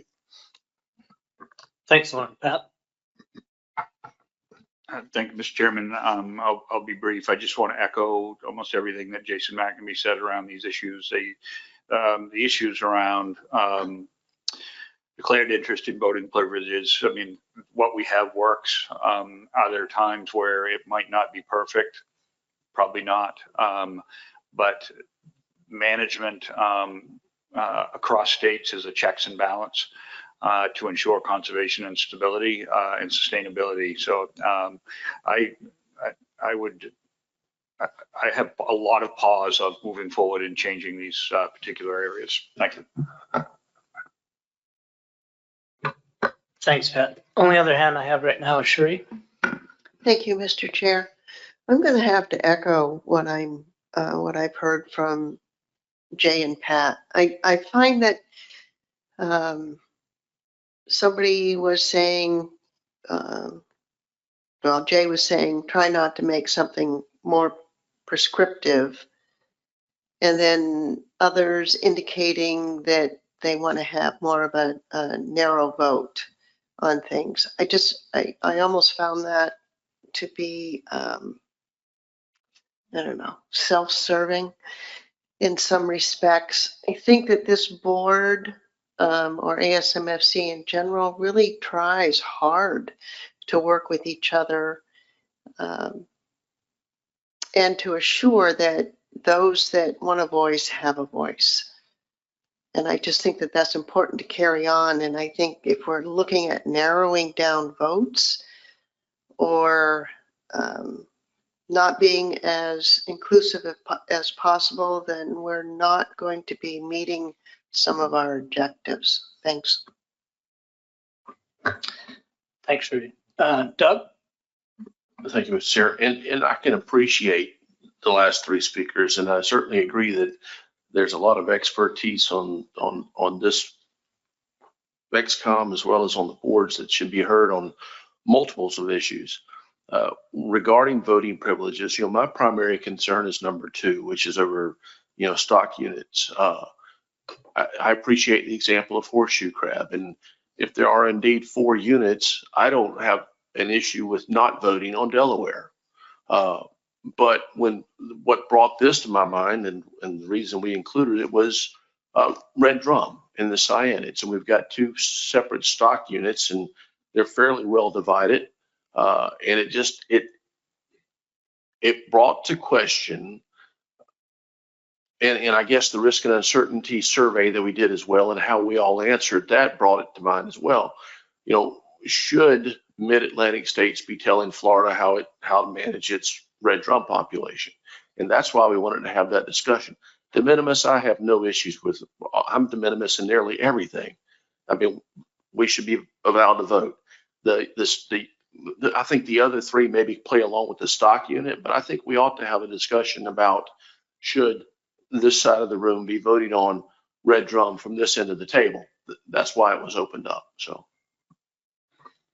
Well, thanks, Doug. Coming from the state that's usually the problem child in almost every species, I appreciate that. So one of the things I asked Tony to do, and I appreciate, is to put in this document and remind everybody that policy board has kind of primary oversight, right? So, to that end, one of the things that I agree with Jay and Pat. I have a lot of concerns with issue 2 in general, but the idea that states on a board may have to sit on their hands and not weigh in, but then that same issue then goes to policy board and everybody votes on whether or not that was an appropriate decision. I don't know. It's a little incongruous to me. I don't even understand how that works necessarily. So, and I'm going to go ahead on the record and say there are times where we can provide cover for each other. There are times where a delegation knows the right thing, but the politics get in the way. That state may not be able to vote for the thing they believe is correct, but other states can do that. That's part of the function of this very big commission that we have. So I just want to put that out there. I don't know if we have any other hands. Okay. So any objection to at least revisiting the way declared interest is described right now, those 3 items, maybe we can tweak it, wordsmith those, or we'll bring that back here. Okay, I'm not seeing any hands in objection to that. Just in summary, we had a motion on guardrails for sorry, let's look at the actual title of that. Yeah, on voting through virtual and hybrid. And then, is there any interest? We have a few more minutes on going further on the issue 2 of voting privileges. Are there any other things that we want to pull out or pursue further on that?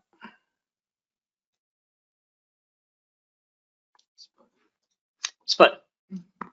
So listening to the conversation, it seemed like there was some consensus on de minimis, that we could pull de minimis out of further consideration, that everybody seems to be content.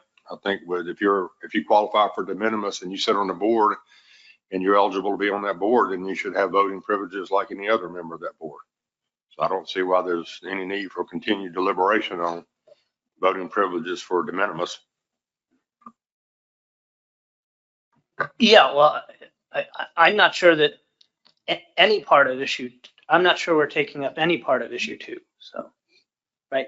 Or someone correct me if I'm wrong there. Okay. Doug? So, I would appreciate continued discussion on voting privileges based on stock units. Not just summarily dismiss it.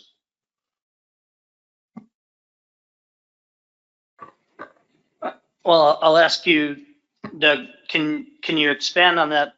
Obviously, we might not get through that today, but would you just like to see that? Do you want to see that go before policy board? Do you want to see that come back before XCOM? Do you want staff to do any work before it comes back before either? So I think we need to continue discussion amongst this group in order to come up with a motion or something we want to take to XCOM.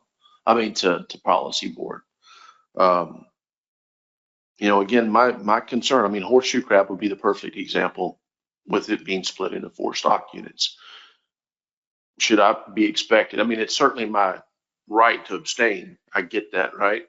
And maybe that's sort of the direction it's in, but to have a fuller discussion of this rather than everybody saying, well, it works. Well, maybe it does work, but I think we ought to continue to work through it. I don't know if you're asking me for a motion at this point or not. No, I was more interested in the direction. I mean, I don't see any reason why we can't bring this back before XCOM, although, I certainly have concerns with some of those management units being so small. If Connecticut and New York were fighting over horseshoe crab and Long Island Sound, then we're going to have a very serious issue if no one else is voting on that. I think, something that Lauren brought up is that, because horseshoe crab is the perfect example of we're trying to bring in all user groups and not just those participating in a fishery. I think it's fair to say that the discussions around horseshoe crab in the Delaware Bay affect a lot of people, right? And so I think it's a challenge. I think it's something I'm not terribly interested in pushing too far, but we can certainly bring it back before XCOM. I see Spud's hand. Yeah, thank you, Joe. I think that let's prioritize issue 1, get the staff feedback on what possible modifications for that may be appropriate. We deliberate on that, resolve that matter, and then at the same time ask staff to give us sort of an inventory of how many FMPs do we have that have stock delineations, and the characteristics of those stock delineations, and maybe a little brief history of those stock delineations. So it'll give all of us the same perspective on how that issue exists within the context of the commission, because, it's, for us, really, it's red drum, but we're probably going to be looking at something on Spanish mackerel in the future with stock delineations that are maybe different. So I do think it's worthy of some investigation, but I think it would help us to all have the same frame of reference going into that discussion, and we can put that one off into the future behind declared interest. Thank you, Spud. Yeah, I mean, some of that work is done. Table 3 has the de minimis states and management units. So unless there's any objection, then I think it's fair to continue that part of the discussion. And as I laid out those other 2 tasks, one item will go before policy board. That was our motion. And then the wording for declared interest will come back before us as well. Not seeing any objections. Okay. So with that, I think we can move on to our next agenda item, and I'll turn it over to Alexander for legislative update. Hi, I'm going to provide a quick legislative update. We saw some good successes in the 118th Congress, which just concluded at the beginning of the year. These included the passage of the Fishes Act and it being signed into law by President Biden at the 11th hour. As a reminder, the Fishes Act is a bill that Bob testified in front of the House Natural Resources Committee on. It would requires OMB to comply with some timelines related to the approval of spend plans and distribution of fisheries disaster assistance. We also saw some language in support of our fiscal priorities in the FY25 CJS appropriations bill. We also saw a strengthening of relationships with various Hill offices. I think a great example of this is the support we saw from the Hill regarding the New Jersey CARES Act issue. Bob and I had dozens of meetings up on the Hill with then Senate Majority Leader Schumer's office, Speaker Johnson's office, various House and Senate appropriations offices, House Natural Resources Committee offices, and the New Jersey delegation.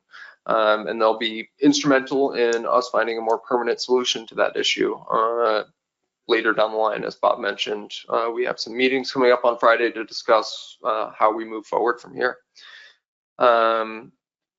While we scored victories in the FY25 CJS appropriations bill, the FY25 appropriations bill is yet to be signed into law. It's uncertain what they will do, and the current continuing resolution runs out on March 14th.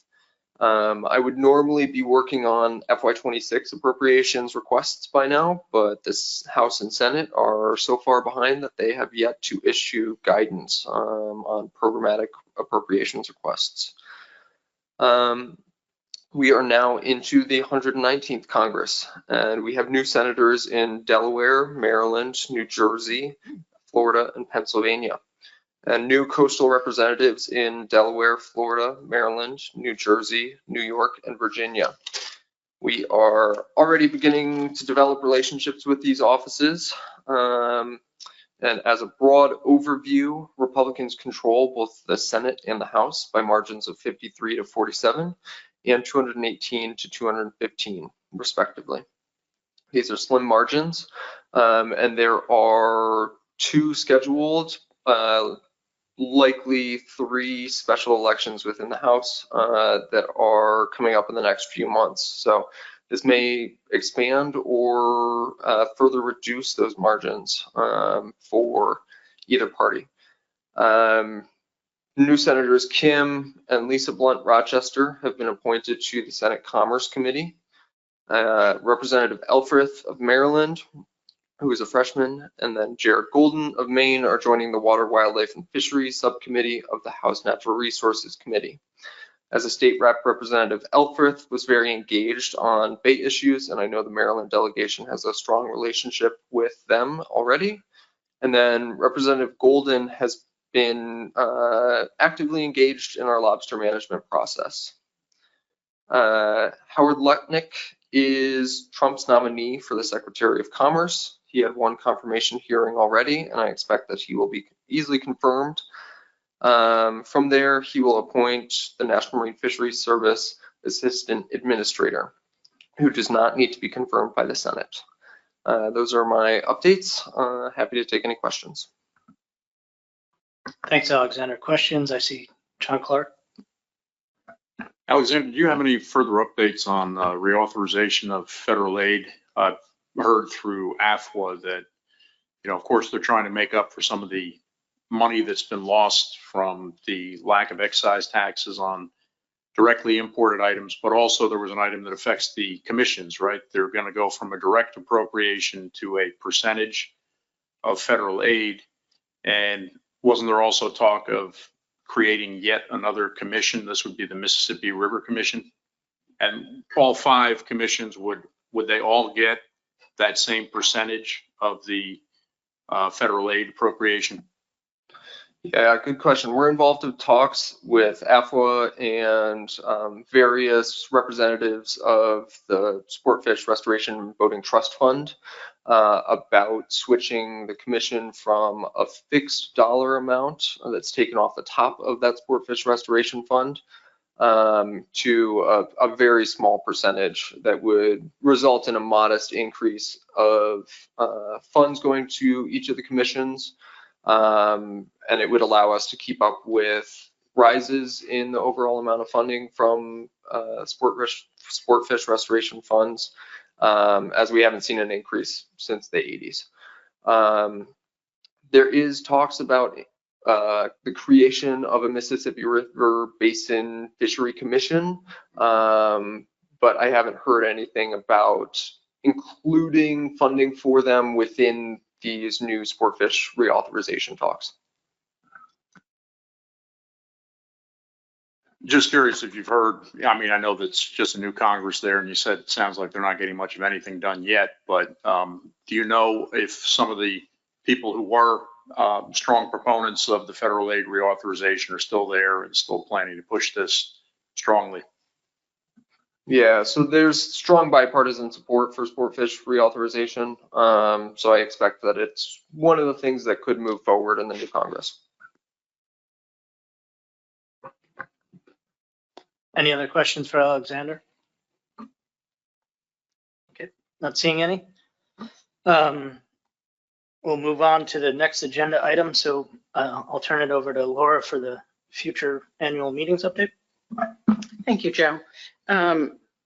October 26th through 30th, we're going to be in Dewey Beach, Delaware. John, do you want to say anything?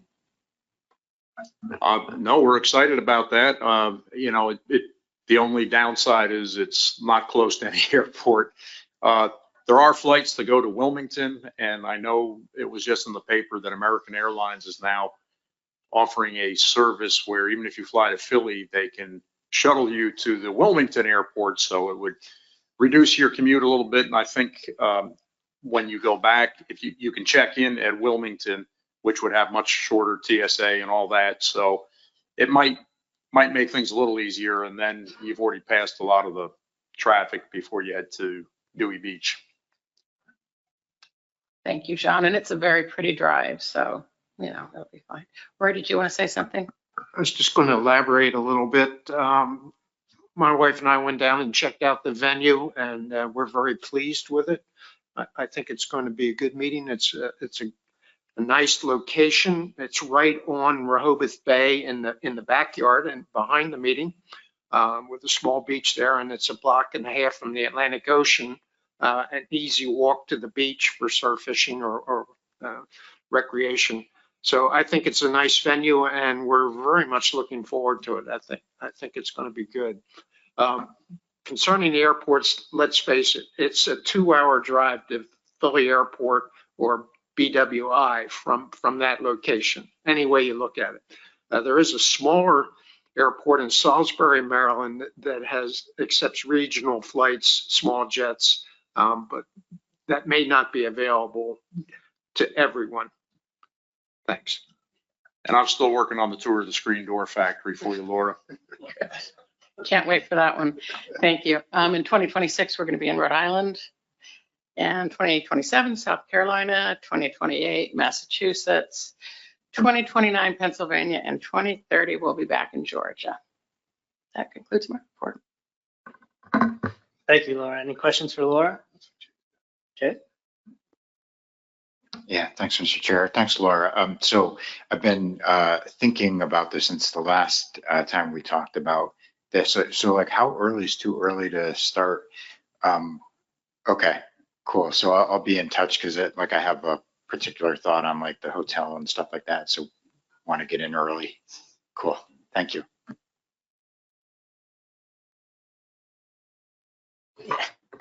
Thanks, Jay. Yeah, no, I mean, I think, you know, New Jersey had probably one of the oddest experiences of this because we were supposed to be 2020. So, you know, Laura and I planned for many years for ours, unfortunately, but glad to have everybody. I think it's exciting. It's really a great experience to be able to host. With that, we can move on. Is there last agenda item, any other business to come before this committee? Not seeing any hands, great. So accept a motion to adjourn. I got Mike and John is a second. Thank you. We're adjourned. Policy board at 10:15. Thanks, everyone.